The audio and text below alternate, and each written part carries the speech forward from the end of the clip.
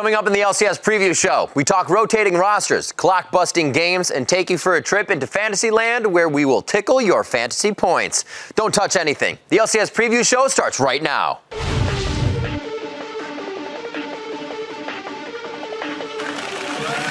is Broken going in, but Broken will be hunted down. Silver down to 1 time. This is surely the game for Rocket.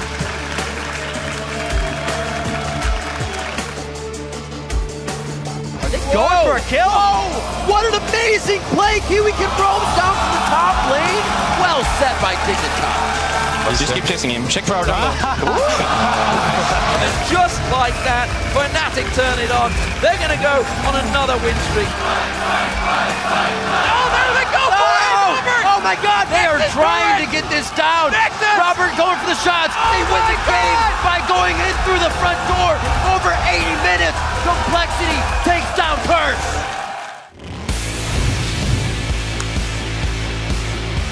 Welcome to the LCS Preview Show. I'm Remington Bism III, and it's good to have you back. Because in an alternate universe, that Complexity versus Curse match is still going on.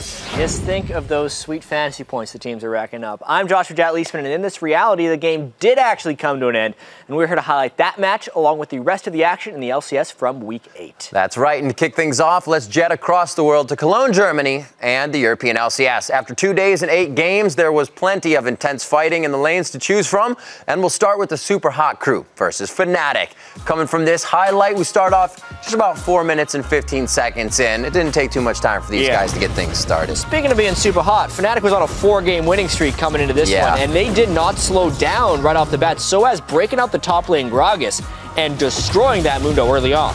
And just when Super Hot Crew thought they could get themselves back in the game, Fnatic makes it look tough. Yeah, it's kind of the old classic Fnatic when they're at their best. Enemies have to take bigger risks, so when they do get a kill, Fnatic is able to punish. And play after play, we'll see more of Yellow Star's Thresh later, but here's just one to initiate what would be the win coming in for Fnatic. Look at that, 12 kills to 2. They're up 16,000 gold. Hook after hook from Yellow Star. Just classic Thresh play from him. Very dominating game. This win put Fnatic at 12-7 as they start move up the ranks. And they're looking for that first place, as they always do at the end of the split. A lot better than 7-7, that's for sure. Up next, Millenium look to continue Alliance's losing streak. Figure that, you can go and say it. Well, Alliance hope to pick up a win here. Yeah, I mean, right off the bat here, Wicked in the top lane, he was just trying to lane, minding his own business, but Kerp had other ideas. Yeah, it took him 14 minutes, but they started to feed the fish very well, and it only became harder for Alliance after that. Yeah, and Millenium plays pretty slow games. This is 52 minutes in, but the thing to watch here is Kerp, the guardian angel there on Fizz. Watch when he comes up. He ends this fight. Instantly making the moves, playful and trickstery, if you will. You could say that a few times. 20 kills after that fight, and man, they dragged that win out over Alliance. Alliance on a big slide. Yeah, coming out of that one at 10-9, but on the flip side of the coin, now a 9-10 Roccat versus that sliding Alliance. Yeah, and right here, this was just not a smart dragon play by Alliance. Shook got way too low, and Roccat was able to collapse on them and pick up a ton of kills. Yeah, they are able to get so many from this. The social media was all over this game. Fans seeing their team slip. Alliance really not looking as good as they did in the beginning of the season. No, monstrous lead here for Roccat, but then at one point we did end up seeing Alliance with a bit of a comeback. They just kept dying and dying and dying. This Baron play by Roccat, though, they made a mistake, and Alliance was able to capitalize. Watch Frog, and it's off the screen, but he kills both of Rockat's carries. It's exactly what the all-star player really leads himself to keep doing in all of these games. He is a key component for Alliance to keep the wins coming, and this 4-0 that they do pick up on Roccat at Baron, but Roccat would not give up after this. Yeah, it was a minor setback because we have to remember what a absolutely gargantuan lead Roccat had coming into this, and the farm didn't go away when they died a few times. So this time Froggen doesn't get the perfect Yasuo ultimate, and no one touched Celiver, so he goes a little bit off. Yeah, when you leave a Lucian free to play, especially Celiver, he's going to have a fine day. Picking up a nice triple kill for himself here. That's the ace on Alliance, and that's another win coming in against Alliance. 10-10 for Roccat. Huge plays there. 12-7 Fnatic versus an 11-8 SK. Two teams at the top. Fnatic's having a better ride, though, right now. SK is the consistent team. Fnatic is the team that potentially has the higher ceiling. At least that's what all Fnatic fans like to think. Big 4-man dive. at the start of the game there to get things started. There's been a lot of big Gragas play that's changed games, so Fnatic did not want that to happen. And I said it before, there's the Thresh again from Yellowstar, creating opportunities for Fnatic. Yeah, and really this was a pretty sweet reckless play, all thanks to the start from Yellowstar getting him over the wall. But once he was unleashed and there was no real coordination to take him down, that Vayne still does some pretty big damage. It's been a while since we've seen the Vayne, but she still brings that late game pain. So with Week A in the books for Europe, here's where the teams stand now. Even though Alliance is in free fall with a 4-game losing streak, they remain on top at 14-6. But Fnatic has decided to do that thing they do, where they turn things around at the last minute and win the split. So they are right behind Alliance in second at 13-7.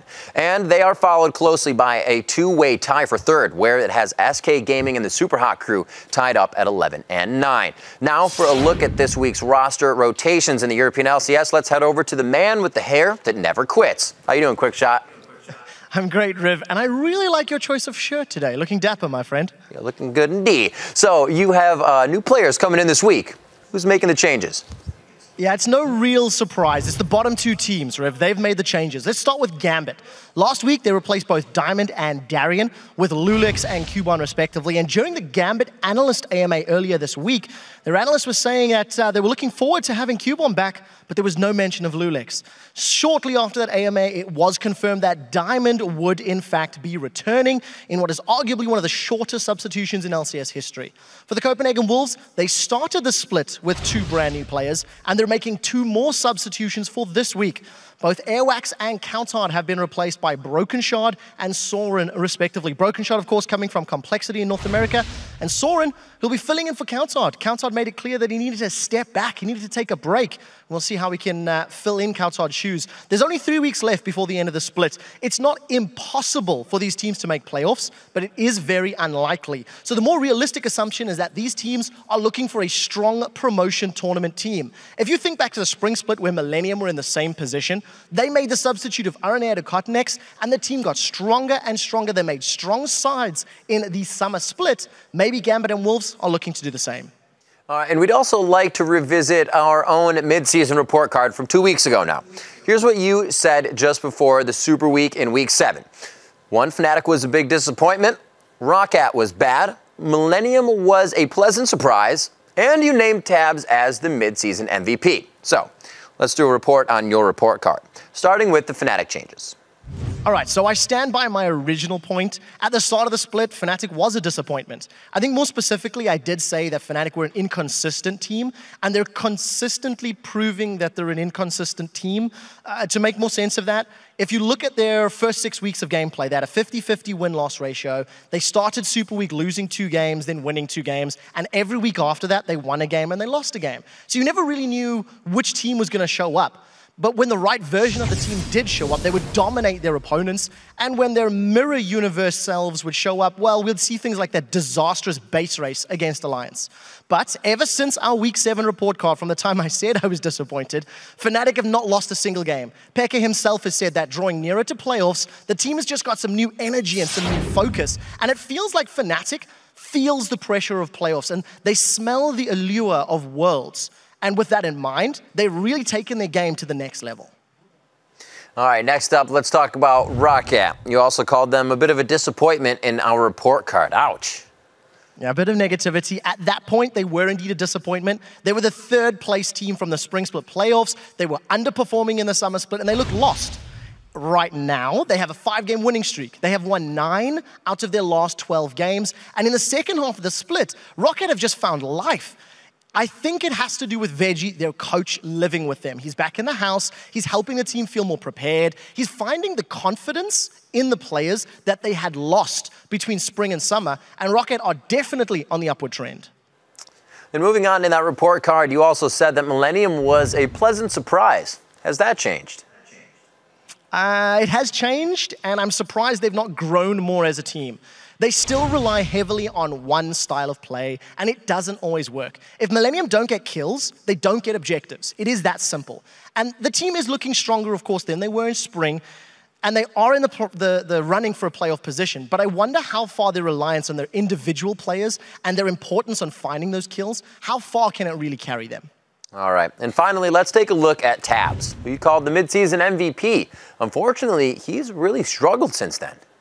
Yeah, he has struggled, but the whole team of Alliance has, I'm afraid. We've seen his KDA plummet. It was 6.3 in the first 3 weeks, down to 2.29 in week 8. To better quantify the drop, he gave up 19 deaths in his first 16 games. And in his last 4 matches, he has died 15 times. It is poor positioning. It is over-aggressive play. It's not having a front line from the rest of Alliance that are all contributing factors. Now, I am being a little overly harsh because I feel 4 bad games out of the whole split of 28 does not remove you from the running of the MVP title. So there is time for Tabs to get back to his pre-slump performances along with the rest of the team. All right, thanks for the roster information and the updated grades, Professor Henry. We'll see you a bit later today. So Tabs underperforming highlights the issues that Alliance has been having, and they are showing all the signs of a team in triage. To find out if they can stop the bleeding, we're going to bring in Shox, who has been speaking with the players. Welcome back, Shox. Great to have you. Always a pleasure, Riv. So Alliance was well on their way to a record-setting season, but ever since losing a match to the Copenhagen Wolves during the last Super Week, the team has been flatlining. What have the players been saying? Well, Riv, I decided to talk to the 2 guys that have played together the longest, Froggen and Wicked. About the current losses, Wicked says they didn't affect the team morale because they realized they lost due to them being in a slump, and that means they need to focus on getting back into shape. But the team wants to remain on top. Wicked says, and I quote, "Everyone on the team is very talented mechanically, so we're focusing on teamwork and mindsets. It's important to us that everyone is positive and focuses on the now and not on the past." So how do they feel about Fnatic threatening their first place position now? And what are they planning to do for the rest of the split? Well, when it comes to Fnatic, Wicked states the meta fits that team perfectly, and they were faster at adjusting to it in a short term. But now that Alliance has adjusted as well, he doesn't think that Fnatic has the edge over them anymore.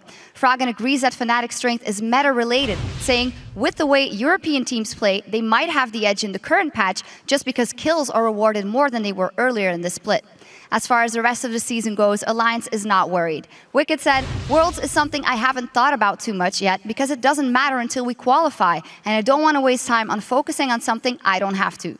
Froggen is a bit less descriptive and simply said, "Even though we're on a 2-game losing streak, we are still #1, and that is what matters. I don't want to comment on Worlds until we actually qualify." And I'm still quoting Froggen here, "No Jinxerino." All right, Shox, thanks for hitting up Alliance and getting their take on the second half of their slump, or summer slump. The European teams will have a chance to change those standings right after the preview show concludes. Week 9 will begin with the Super Hot Crew taking on Roccat as both teams hope to climb the ranks. And on Friday, the Copenhagen Wolves will try to pull themselves out of the relegation zone as they face SK Gaming, and the day will conclude with Gambit trying to do the same against Fnatic. So now let's trip the light fantastic and check in on the studs, duds, and thuds from the Fantasy LCS with Jatt.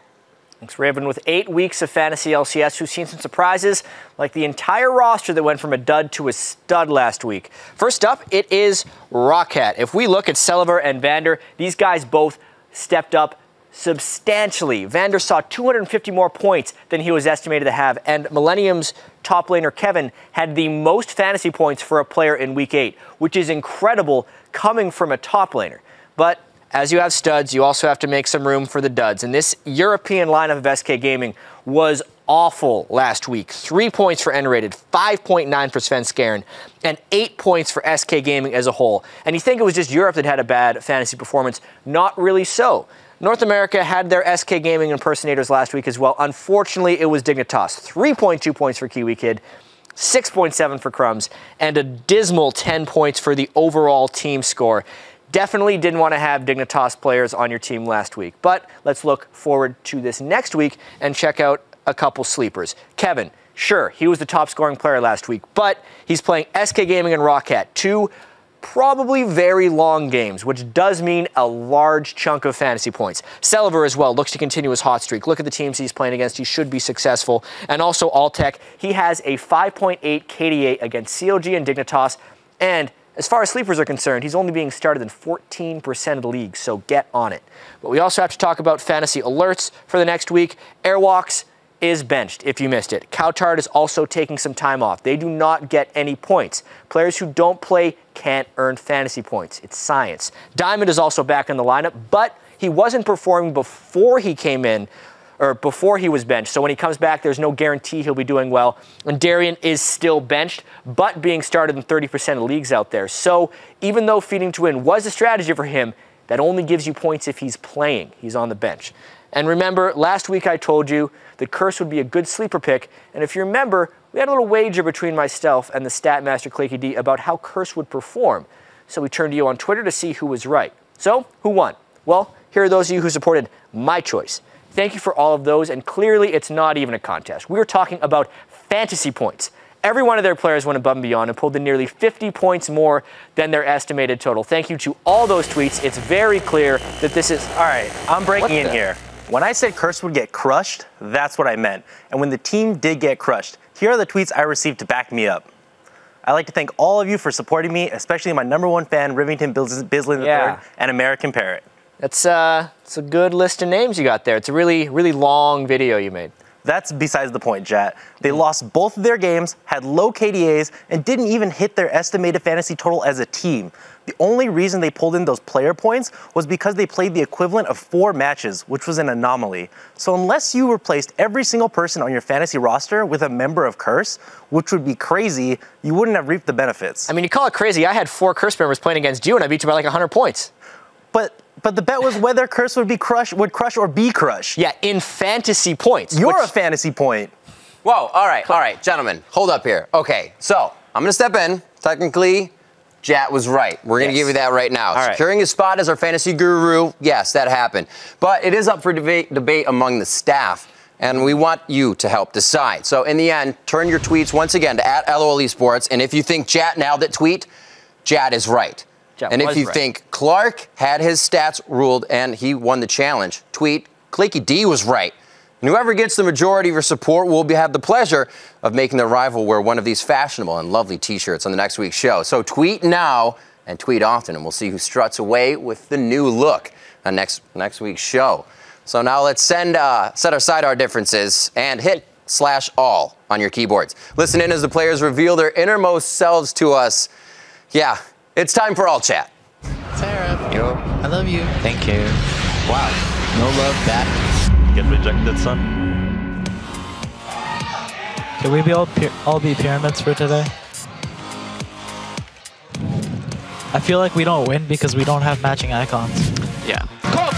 We go. Lulu. Finish. I have Cleaver in a second. Give me the Lulu's Cleaver. Yeah. Give me the Penta. No. Stop. Nice. I have J. Wicked. Finish. Can we end? Yeah, we can. I can join you soon. Okay. Who's gonna defend this? Kog'Maw without flash? All we have to do is play the map and then map the plays. That's actually correct. Don't overcommit on kills, objectives over kills. Yeah, I don't have ult, so be careful, don't fight. We're going for just objectives. No fights. Need to be a lot more coordinated. Yeah. But can we Nashor then? No, don't get excited. Way too early. Don't get too excited. Can we go for base race? No, we lose. So what? We lose anyway. We have to try. Maybe they will panic. No. Yes. Keep him busy. Right pog. I'm going. Right pog. Go for the in. Keep Robert alive. Everyone off Robert. Someone get in front of Dom. Yeah. Oh my god, hit base. I'm hitting it. Everyone hit base. Just hit base. Ignore Me and Polly, we wrote a song. I heard. You don't have to tell me. Don't be front son, no seeds on the bun. We be up in this drive-through. Order for 2. I got a craving for a number 9 like my shoe. Maybe I should go into voice acting and then cosplaying. There's no way you think Cyanid's sister is hotter than mine. What about my sister? Oh, my sister beats your sister, 100%. My sister beats your sister, 100%. Oh man, I hope they don't put that in the thing. The sister wars are real. So, all right, last week we only had one new champion kick it into overdrive and power their way into the summer split. But hey, that still counts. So let's take a look at the champion countdown. J-Ree busted out some Blitzcrank when he picked the great Steam Golem and helped Rocket grab a combined 9-3 and 16 from Millenium's bottom lane as they beat first place Alliance. That brings us to 66 champions picked this summer, with no hope of catching up to the 84 we had in the spring split by week 9, that's for sure. So we were also impressed when those of you out there managed to predict the next champion to be played, and 2 of you out there nailed it.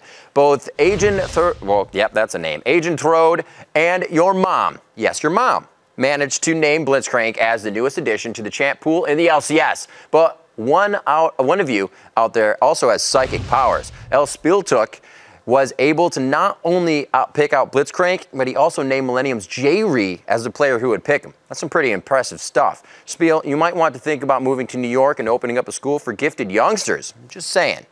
There's still some time for you to turn your powers of mental prowess to the LCS and tell us who you think will be the next champion to make their appearance for the first time this summer. Just tweet your predictions to @LOLesports and be sure to use the hashtag LCS Preview as usual. And while you're busy tweeting your choices, let's look back at week 8 and start the highlights off with the 6 and 12 Complexity versus the 8 and 10 Curse. What's going to happen here? Yeah, surely nothing remarkable. It is just a Complexity. Oh, that's right. 2 teams near the bottom of the stands. You wouldn't think. That was a nice gank, actually. That was. The Wombo combo starts things off, so you get your blood going, right? It puts the bar up there, but can we raise the bar? Dominate started this game so well, but then he's level 18 before he sees the next great gank, 55 minutes in, and Curse actually appears to be making their move. Oh, then it must be over soon, because this fight just seems like somebody would push to the base. Take it out. Don't go much longer than 60 minutes. No, not at all. Curse gets a lot of kills, and then they've been at it for a while, so they're trying to end the game here because they had been pushed back to their base for quite some time. This, though, is a real dangerous move. That's a big crocodile coming out of the base. They get a good 2-0, do this push down mid, but then it gets a little scary. Curse always wanting too much, kind of falls back into their bad habits. Yeah, this is such a crazy game. Cop was playing quite well. He had a really nice flash over the wall earlier. Yeah. His fantastic Borrow-Arcane Barrages, and he hits the last one with his last bit of mana. You would think that Westeros ended up killing him. No, Cop got away. No, Cop's Cogbot was godlike at that point, but at 81 minutes, Robert Exley and Buffedub go mission impossible after the fight starts on the left side of the screen, and they go sneak. Watching that again, it's remarkable that Buffedub got out of that alive. Sonya's plus the Spell Vamp. I said he was going down. Ultimate kept him up, and then Robert Exley finds a sneak attack to the Nexus. Oh, you can't hit it anymore. That's because Westeros killed the inhibitor. In the last moment, the wow, what a game, wow. It's pretty much what we were saying. That's what we were saying indeed, with a few other obviously choice words, but a great game coming out there for Complexity to take the win. Our next highlight featured the first of our tiebreaker matches, going for first place, LMQ versus Dig. Yeah, and LMQ was 0-2 against Dignitas, and not in close games, mind you, coming into this one. But boy, did they look like a team possessed here. Really great games of what they could do, but it was all about Vasily bringing out that Tristana. It really was his main champ. 5-0-4 before this fight, and he took over the game. You often don't see AD carries take over the game like Vasily did here, but he was just all over the place. Fastest game of the North American LCS this year was that victory by LMQ. It's been something we've been waiting to see from that team, and they're starting to bring it out even more. Up next, we are going to have Dignitas facing off against CLG. That move. Another Link one of our a little bit classic too games. close to the wall, not health potting up as much as he needed to, but who expects Thresh to be in that wall? I would against Dignitas. Kiwikin's roam always coming so early, but you also have to expect Alframu hitting the max range bindings after flashing, also making plays. A lot of supports wouldn't even think to make that play. Alframu actually pulled How it about off. another one?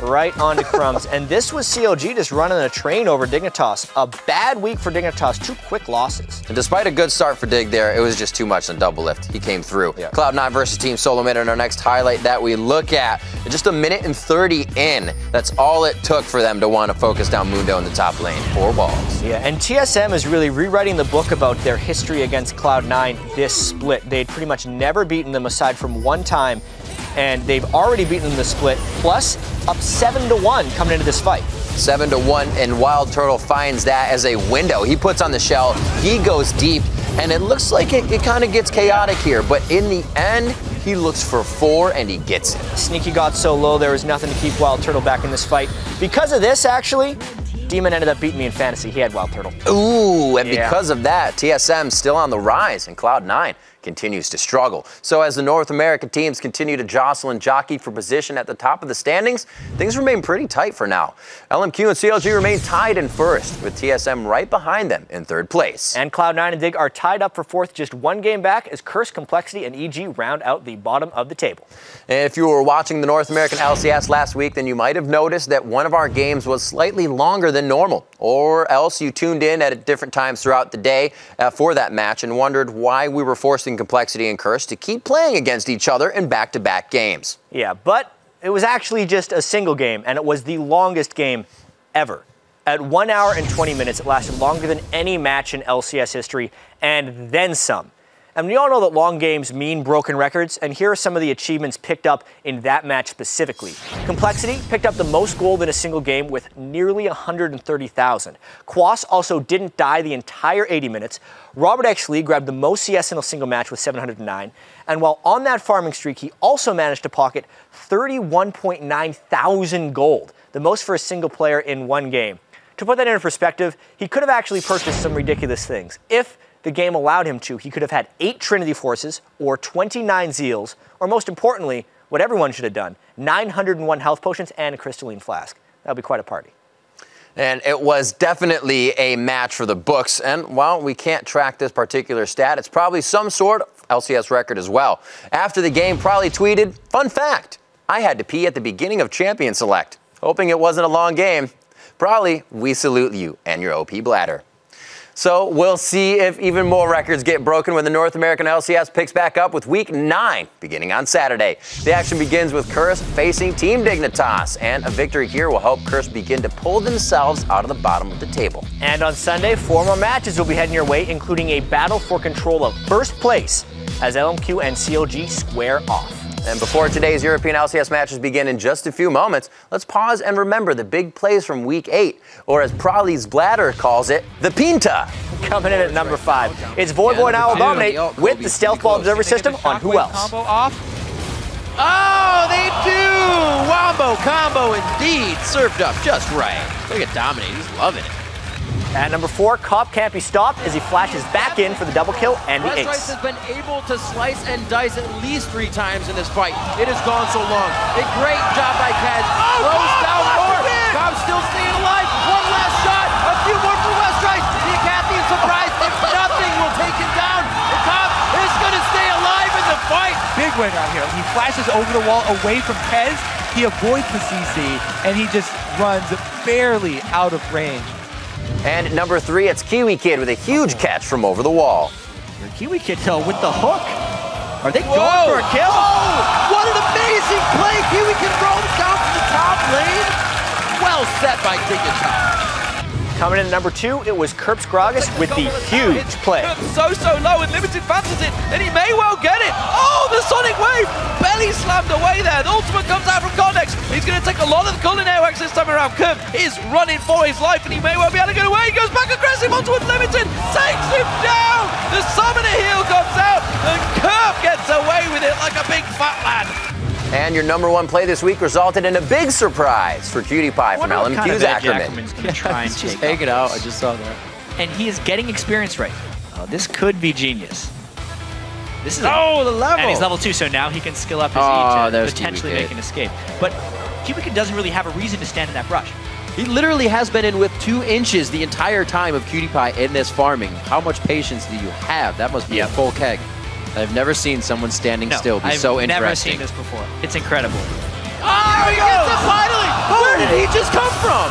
Wow! Fat Man sprouted out of the brush. What a day.